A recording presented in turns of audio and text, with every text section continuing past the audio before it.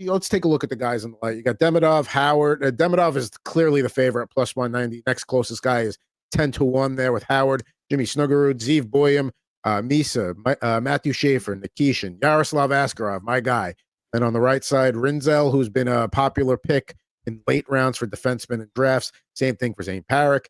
Got Ryan Leonard, who gets a little bit forgotten about there in Washington, and then a few more over there.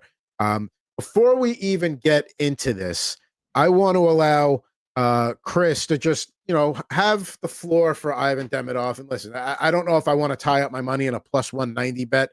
Please tell us why it's his award to lose.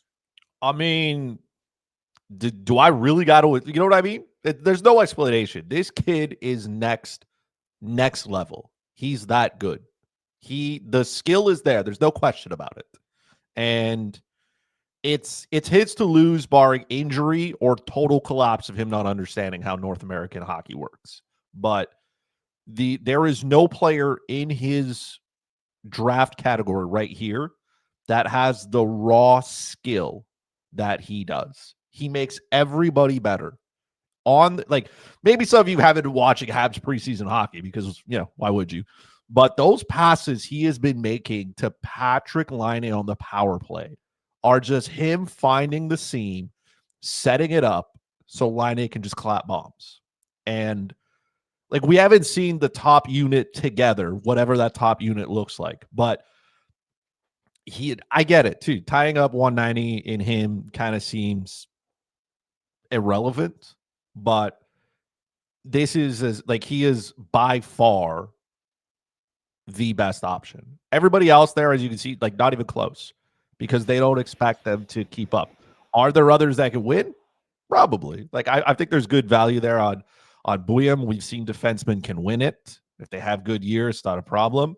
We'll see for Schaefer. Michael Misa as well. I mean, San Jose's got some pieces. I don't know what you're going to get out of Misa, but I mean, he's not going anywhere. San Jose could definitely use him there. But Demidov has the skill. He's got enough players around him that can finish. I think he makes every line better as well. So you don't have to necessarily play him in the top 6 every night. You can put him, let's say, on a third line and try to get somebody else going as well. Maybe shelter his minutes a little bit so he doesn't have to play the opposing team's best players every night. There are so many paths for him to succeed that I don't know how this one fails. So I'm going to make this somewhat easy for you. You see the top 6 names on the list on the left, that cutting off with Schaefer there. I don't think anybody beyond that realistically has a chance. And I know that may shock you for me to say about Yaroslav Askarov, but think about what Dustin Wolf had to do last year to get in the conversation. And the Flames missed the playoffs, but they were right there till the end.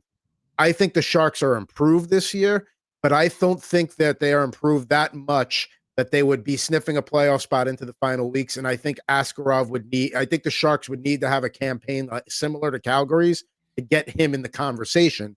And if Misa is a big reason why they're in the conversation, that could split the vote there. So that's why I don't have, as much as I would like, Askarov's my guy. I cannot wait to watch him this year. My ticket rep with the Sharks is probably tired of me talking about Askarov already via email. Nonetheless, let's look at the top 6 names here. So you said Demidov. Isaac Howard, I think, is a little bit more of a hopeful thing there because he is in a great position. Expected to be in Edmonton's top 6. Whether he has Draisaitl with him or if there are times they roll McDavid and Draisaitl together, he'll get maybe a little bit of an easier matchup.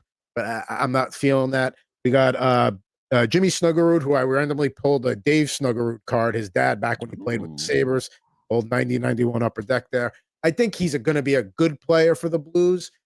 I don't know if he's going to do enough to really make that point, make a Calder campaign.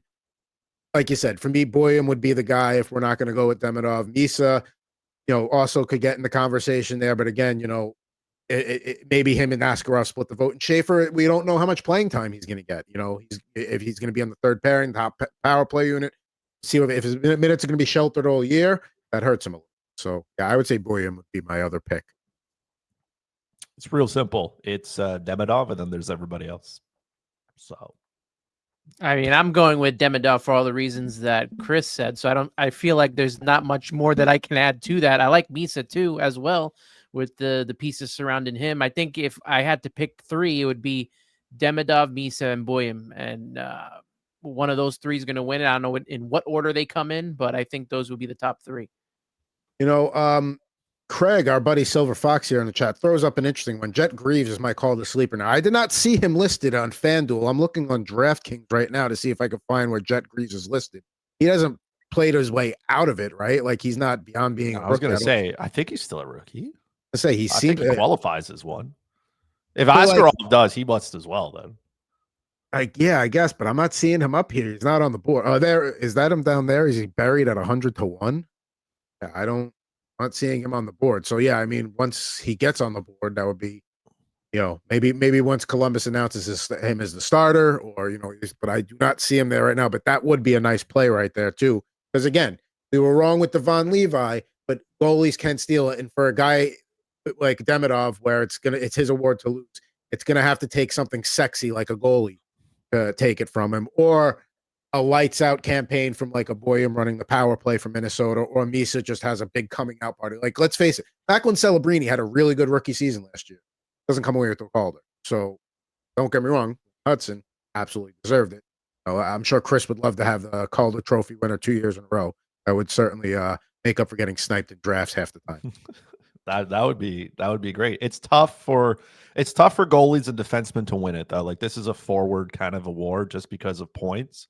But for a goalie to win it, they'd have to put up some crazy numbers. And the same thing for defensemen. Like what Lane Hudson did was, you know, he was up there in Montreal Canadiens history for the rookie defenseman with like the most points. So like you have to go above and beyond in order to steal that award. That there's no second place with like Hudson in terms of rookie defenseman. Like the next closest to him was not even there. He was in a league of his own. So I feel like, again, it's tough for goalies and defensemen to win it. I understand it. It's just because of the position that they play as well. Like it's tough to be a goalie in the NHL and to be a defenseman who, you know, contributes positively. A forward, you can kind of shelter them well and get away with it. But I mean, Jack Greaves at 100-1. I don't know if I want to be rooting for Columbus all year, though. That doesn't sound like fun. I mean, we say defensemen don't get it a lot, but 3 of the last 6 have gone to defensemen there, as you see on the You're screen. right. With So what Carr do I know? You know what I mean? Sider and Hudson. But that's, you know, because it's the defensemen that are coming into the NHL are coming in maybe a little bit more ready than they have in the previous generations, because it used to be like, hey, first year for a defenseman, just, you know, whatever mistakes you make, just learn from them, no pressure. Now, you know, those guys are counted out to step on a little bit of more of an impactful role. So there we go. Calder Trophy Rookie of the Year.